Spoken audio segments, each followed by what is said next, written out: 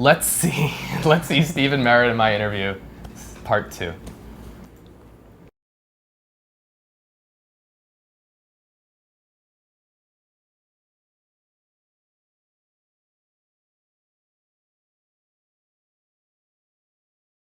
People love your music. You sold out 4 shows. You're doing this sort of residency thing on your tour. Instead of just doing one night in 50 places, you're doing a couple nights in various places around the country. Sure. And instead of playing Madison Square Garden, we're playing Town Hall for 4 nights. But Town Hall, it's sort of classy. Would you like to play Madison Square Garden? And just No. no, No, too big for me. too big, right? Yeah. You're never going to be an arena rocker.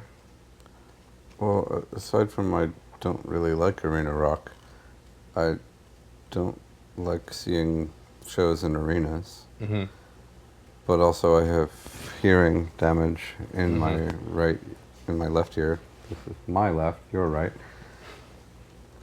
That prevents me from playing an overly loud situation. Mm-hmm. How did that work with sort of distortion? Though, well, distortion doesn't necessarily mean that it's louder. Right? No, distortion means that the signal is loud and the amplifier is not, in fact. So it's sort of If like you have a clips stack of Marshall amplifiers, Mm-hmm. it's hard to make any distortion. The whole point of the Marshall amps is that they will produce a loud sound for you, and that they can take the loud signal you put in. So it's sort of like a bottleneck almost. All this sound is trying to get out. Yeah, so we had these cigarette pack size amplifiers. Smoky I think I've seen those amplifiers. before, yeah. Yeah, they're really good. Free advertising. And I would string 3 of those in the circuit and then tape them to the guitar or cello and the accordion. That was how we got the accordion feedback. But you can't do that with a string of Marshall, with a stack of Marshall amplifiers. And are you, on your live show, is there going to be that element of going through small little amplifiers as well? Not at all. Not at all. No. Acoustic, unplugged. We're practically a bluegrass group. Awesome. You could take some microphones away and we could, if we didn't have a piano player, we would be a bluegrass group. Mm-hmm. Just go around the country in a bluegrass tour.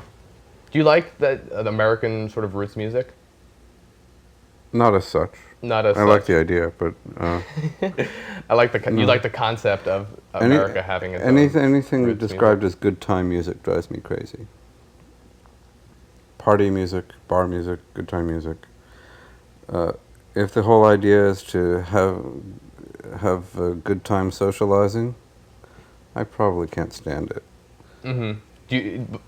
So you prefer socializing in silence or not socializing and listening to? I actually probably prefer socializing while listening to quietly strummed dulcimer or something. If I want to talk to people, I don't want to have a polka group stomping around in the background. Mm-hmm.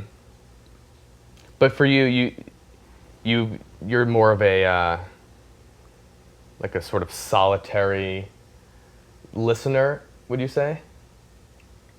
Or do you ever say? No, do you ever like grab a record? Would you, when you have friends over, you say, "Here's this record, check it out." What are you putting on at that point? Singer-songwriters or classical? If I'm playing people a record, I hope that they listen to it rather than talk over it. Mm-hmm. But if people are making dinner at my house or something, background music, I'll just play something they already know, that I happen to know they already like. This is the Fifth Dimension. Everyone loves the Fifth Dimension. Mm-hmm. Everyone in the entire world. You can't go wrong with the Fifth Dimension or Dionne Warwick. Mm-hmm. Well, no one has ever objected to those at all. Never. No. Well, those are good bets. I usually, I don't know, most people, when I want to end a party, I put on the music that I like, so everyone trickles out, which is usually like Frank Zappa or something like that. But it's a good cue to leave my apartment when I'm having a party, when I put on the music that everyone hates. It's a good technique. If you ever want to kick people out, just put on something bad, or that other people don't want to listen to. Well, something for you to mull over, maybe, if you need to get rid of some people. But hopefully... I think I would just ask them to leave myself. Very direct. I like that. Well, thank you so much for stopping by. I'll plug your website. Thank you. It's What is my website? houseoftomorrow.com is your website. Oh, yeah? It's the website of Stephin Merritt, the Magnetic Fields, the Sixth, Future Bible Heroes, and the Gothic Archies. Ooh. Any new groups coming out? Are you making any new little groups that you're writing songs for? Or? No. I'm writing songs for the Neil Gaiman musical Coraline.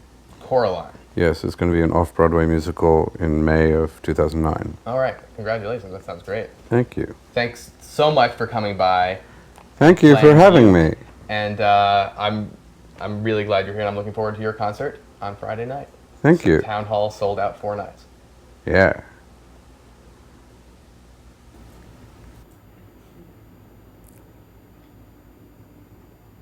Thanks a lot, Stephin Merritt. You can pick up his new album, Magnetic Fields, Distortion. It's out now. It's a great album.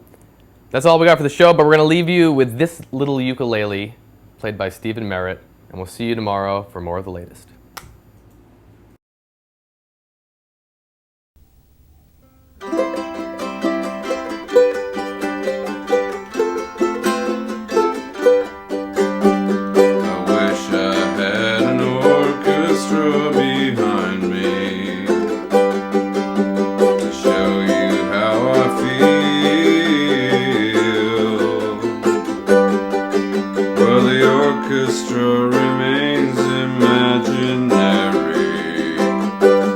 But this little ukulele's real.